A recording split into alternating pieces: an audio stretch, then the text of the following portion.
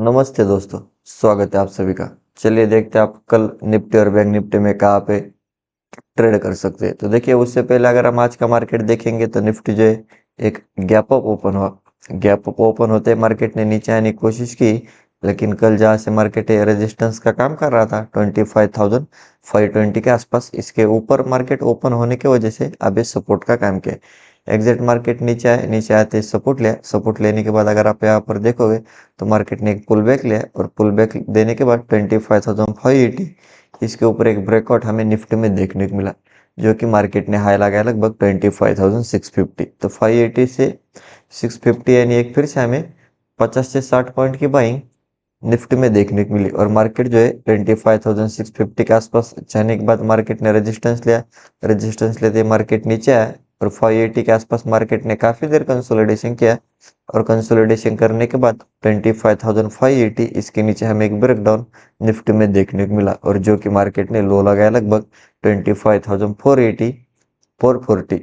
तो 580 से 440 यानी हमें एक 120 से 130 पॉइंट की वन साइड सीलिंग फिर से निफ्टी में देखने को मिली। तो कहीं ना कहीं मार्केट ऊपर तो गया है, लेकिन फिर से सेलर से ऐड होकर मार्केट को नीचे ले गए, और निफ्टी की जो क्लोजिंग है वो लगभग डे लो के आसपास है। तो देखिए अभी निफ्टी में कल क्या हो सकता है। तो कल अगर आपको निफ्टी में फिर से सेल में जाना है 25,440, इसके नीचे अगर प्रॉपर कैंडल क्लोज कर गए तो आप एक स्टॉप लॉस से सेल में जा सकते हैं। फिर आपको नीचे में पहला टारगेट मिलेगा 400, जहाँ से मार्केट बार बार रिवर्स होने की कोशिश कर रहा है। और 400 के नीचे अगर मार्केट निकला है 360, और 360 के नीचे सीधा 25,300 और 200 के आसपास जा सकता है। और देखिए अगर आपको निफ्टी में बाय में जाना है, मार्केट फ्लैट ओपन हुआ 25,520, इसके ऊपर अगर प्रॉपर कैंडल क्लोज कर गए तो आप एक स्टॉप लॉस से बाय में जा सकते हैं। फिर आपको नीचे में पहला टारगेट जो मिलेगा ऊपर में 25,520 के ऊपर ये कोशिश करेगा 25,580 के आसपास जाने के लिए, जहाँ से आज ब्रेकडाउन हुआ था। और फिर से अगर यहाँ पर सेलर से ऐड होकर मार्केट को नीचे ले जा रहे तो आप सेल ऑन राइज कर सकते हैं। 580 के ऊपर निकला है 650, और 650 के ऊपर अगर निकला तो कोशिश करेगा सीधा 25,750 के आसपास जाने के लिए। और देखिए अगर निफ्टी में बहुत बड़ा गैप अप ओपन हुआ 25,560 के ऊपर, और फिर से जो है मार्केट पुल बैक लेके ऊपर जा रहा है तो आप बाय में जा सकते हैं। अगर बहुत बड़ा गैप डाउन ओपन हुआ 25,400 के नीचे, और फिर से जो है मार्केट रेजिस्टेंस लेके नीचे जा रहा है तो आप सेल ऑन राइज कर सकते हैं। और हम डेली टाइम फ्रेम पे अगर निफ्टी को देखेंगे तो देखिए निफ्टी ने एक फिर से, हम इसे एक शूटिंग स्टार कैंडल भी बोल सकते हैं या फिर हम इसे इनसाइड कैंडल भी बोल सकते हैं, क्योंकि मार्केट ने कल की जो बेरिश कैंडल थी उसी के अंदर ट्रेड किया। और बायर तो इंट्राडे में थोड़े बहुत ऊपर जाने की कोशिश की, लेकिन मार्केट ने 650 के आसपास रेजिस्टेंस लेते ही इमीडिएटली मार्केट रिवर्स हुआ, और फिर से हमें एक अच्छी खासी सेलिंग निफ्टी में देखने को मिली। तो देखिए डेली टाइम फ्रेम के हिसाब से निफ्टी में अभी क्या हो सकता है।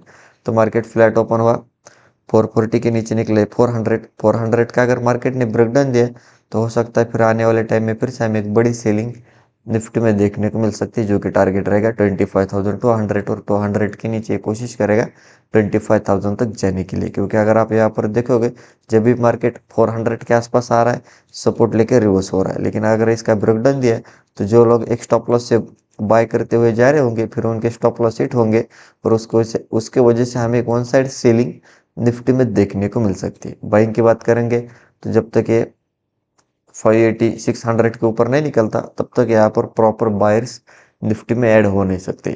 600 के ऊपर निकला तो फिर ये कोशिश करेगा 800 तक जाने के लिए। तो चलिए अब हम बैंक निफ्टी देखते हैं।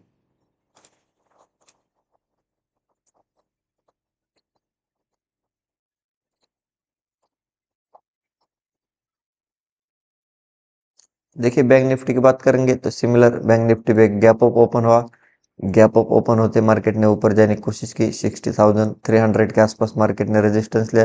रेजिस्टेंस लेते मार्केट नीचे आया और 61,200 इसी रेंज में मार्केट ने काफी देर कंसोलिडेशन किया। कंसोलिडेशन करने के बाद 200 का ब्रेकडाउन दिया, और ब्रेकडाउन देने के बाद हमें एक one side ceiling bank Nifty में देखने को मिली, जो कि मार्केट ने लो लगाया लगभग 16,900 के 800 के आसपास।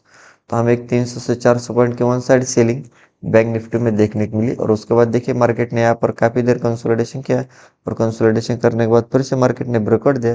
ब्रेकआउट देने के बाद फिर से मार्केट ने ऊपर जाने की कोशिश की 61,100 तक मार्केट गया, लेकिन फिर से मार्केट जो है रेजिस्टेंस लेके नीचे आया।